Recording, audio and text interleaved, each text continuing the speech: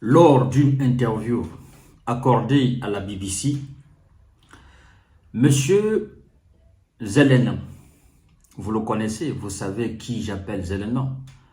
Monsieur Zelensky a fait une déclaration qui prouve que lui et ses alliés occidentaux ont perdu la guerre face à l'armada militaire russe, face au complexe militaro-industriel russe.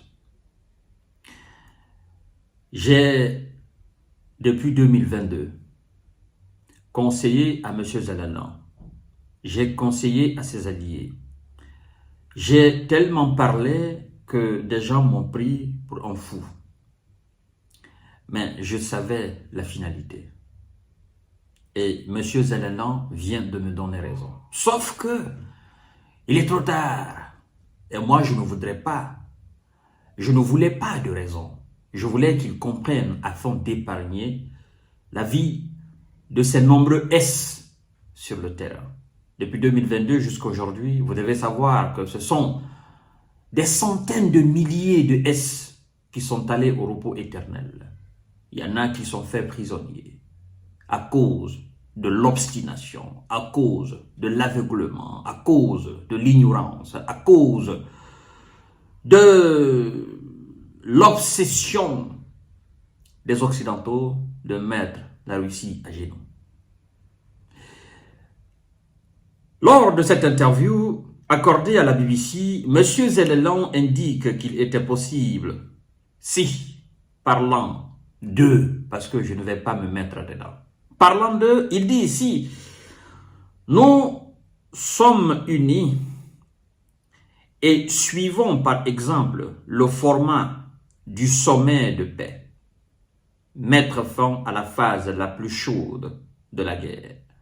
M. Zelensky nous dit qu'il est possible de mettre à la phase la plus chaude de la guerre d'ici la fin de cette année, si lui et ses alliés venaient à suivre le format de paix qu'ils ont tracé lors de leur sommet à Suisse. Problème, la Russie a fait une déclaration formelle et elle est catégorique là-dessus. Elle ne participera pas à un sommet sur le format de paix de M. Zelensky et ses alliés. La Russie ne participera pas à un sommet de paix avant les élections présidentielles américaines. Parce que ils veulent se servir de ce sommet de paix pour en faire la campagne de M. Biden. La Russie n'est pas dupe. Elle ne veut pas y entrer dedans. Et donc, ça c'est un premier point. Le deuxième point, le plus énervant, savez-vous que M. Zelensky a pris un décret présidentiel dans son pays interdisant toute forme de négociation avec la Russie. Je dis bien interdisant toute forme de négociation avec la Russie. Les Américains ont une politique. Ne jamais négocier avec les terreaux et les djihadistes. Les Ouïsa combattent les terreaux et les djihadistes. Ils mettent les terreaux et les djihadistes à genoux à travers le combat militaire. Or, les Ouïsa ont déclaré que M. Poutine était un terreau. M. Biden a déclaré que M. Poutine était un terreau. Si tel est le cas, à partir du moment où on reconnaît M. Poutine comme un terreau international, la politique américaine s'applique. Il y a une politique en Angleterre qui dit clairement qu'on ne négocie pas, l'Angleterre ne négocie pas avec les terreaux. L'Angleterre ne négocie pas avec les djihadistes. L'Angleterre combat les terreaux jusqu'à leur dernière demeure, jusqu'à leur dernier retranchement.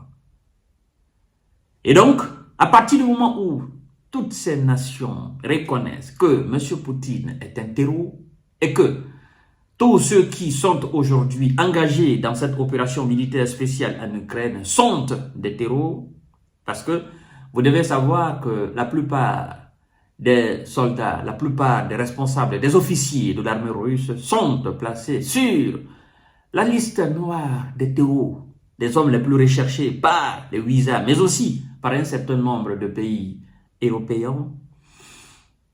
À partir de ce moment, on ne négocie pas avec la Russie, parce que la Russie est dirigée par des terreaux.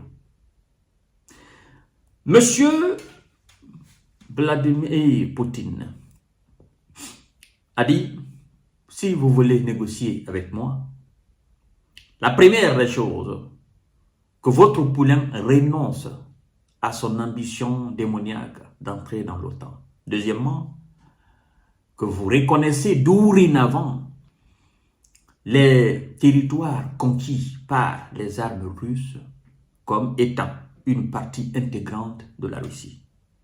Ça ne reviendra plus dans l'Ukraine.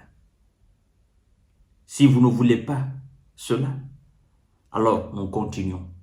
Parce que nous savons que nous allons atteindre nos objectifs d'une manière ou d'une autre. Alors, si nous sommes unis, suivons par exemple le format du sommet de paix. Mettre fin à la phase la plus chaude de la guerre. Le chef de l'État, vous le connaissez, de l'Ukraine, affirme vouloir le faire d'ici la fin de cette année. Monsieur Volodymyr Zelensky avait récemment accepté que la Russie s'assoie à la table de prochaines négociations autour d'un potentiel accord de paix entre Kiev et Moscou.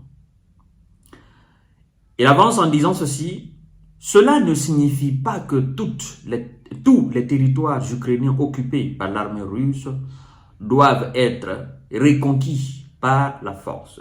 Je crois que le pouvoir de la diplomatie peut y contribuer, indique le président ukrainien, qui dit croire au pouvoir de la diplomatie. Vous voyez, ce sont les expressions, ce sont des déclarations qui nous poussent à dire les Occidentaux et leurs poulains, ont perdu la guerre face à la Russie. Quelqu'un qui a fait un décret présidentiel, qui a pris un décret présidentiel interdisant toute forme de négociation parce que M. Poutine est un terreau. Donc, les responsables de son pays ne vont jamais, mais jamais s'asseoir à la même table que Poutine. Si celui-ci nous dit aujourd'hui qu'il croit au pouvoir de la diplomatie, ça en dit long sur l'état de ces hommes sur le terrain. Ça en dit long sur la lassitude de ces supporters occidentaux. Ça en dit long sur le découragement. Ça en dit long sur la qualité des munitions qui sont livrées à son pays et à ses hommes. Ça en dit long sur la fatigue. Ça en dit long sur le moral de ces hommes. Ça en dit long sur la défaite qui est encaissée sur le terrain. Ça en dit long sur la victoire de la Russie sur l'Occident. Qualité de la diplomatie. Croire à la diplomatie. Waouh! Que le monde est bizarre. Ah ouais. Croire à la diplomatie. Monsieur Zelensky croit à la force de la diplomatie. Non, Monsieur Zelensky, vous ne pouvez pas dire ça maintenant. Après vous avoir débarrassé de Monsieur Valery Zalouzny, le général, le patron de votre armée, qui vous a dit clairement, à travers les ondes de économistes, que l'Ukraine et la Russie ne jouaient pas dans la même catégorie. Vous ne pouvez pas dire maintenant que vous croyez à la force de la diplomatie, pendant que vos alliés vous ont dit longtemps que la Russie n'entende que la voie de la guerre, qu'il faut apporter le rapport de force sur le terrain, que c'est ce qui fait peur, c'est ce qui va ramener Vladimir Poutine à la table. Et vous dites maintenant que vous croyez au power de la diplomatie. Non, Monsieur Zelensky, vous vous foutez de la gueule de vos milliers, des centaines de milliers de soldats sur le terrain.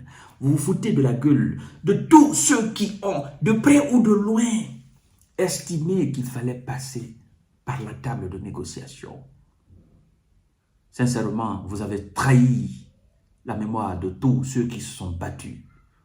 La mémoire de tous ceux qui ont cru que c'est par la voie militaire vous allez en finir avec Vladimir Poutine. Vous avez trahi la mémoire de tout le monde. Mais moi, je comprends. En fait, vos alliés savent que depuis que le monde a été monde, tous ceux qui ont tenté d'envahir la Russie, toutes les armées qui ont tenté de mettre la Russie à genoux, se sont heurtés à quelque chose. Il faudrait poser la question à Napoléon, aux petits-fils, aux arrière-petits-fils de Napoléon, pour qu'il vous résume exactement ce qui s'est passé entre la Russie et Napoléon. Napoléon qui a marché sur l'Europe jusqu'en Russie. Fallait quand même poser la question à M. Adolf Hitler, qui a marché sur une bonne partie de l'Europe jusqu'en Russie. Mais donc, son voyage en Russie a été la cause de son échec. Fallait demander exactement, fallait questionner l'histoire. Qui est-ce qui a marché sur l'Allemagne nazie jusqu'à Berlin? Qui est-ce qui est allé jusqu'au bunker de M. Adolf Hitler? Avant de penser que ceux qui ont fait cela peuvent être mis à genoux par les USA et l'Europe. M. Zelensky, vous ne pouvez pas croire à la qualité de la diplomatie, à la force de la diplomatie. Mais c'est la défaite totale. C'est incroyable, mesdames et messieurs. Combien de fois l'homme peut être ignorant, l'homme peut être bête, l'homme peut s'obstiner comme ça. L'homme est parfois cruel, sincèrement. Donc, après tout ça, pour un tel résultat, M. Zelensky, des milliards, des centaines de milliards de dollars et d'euros, tout ça pour ça, je suis à terre. À tout à l'heure, pour une série d'informations et de décorticages. Ils ont perdu. Sauf ceux qui ne veulent pas admettre la défaite. Mais nous savons qu'ils ont perdu.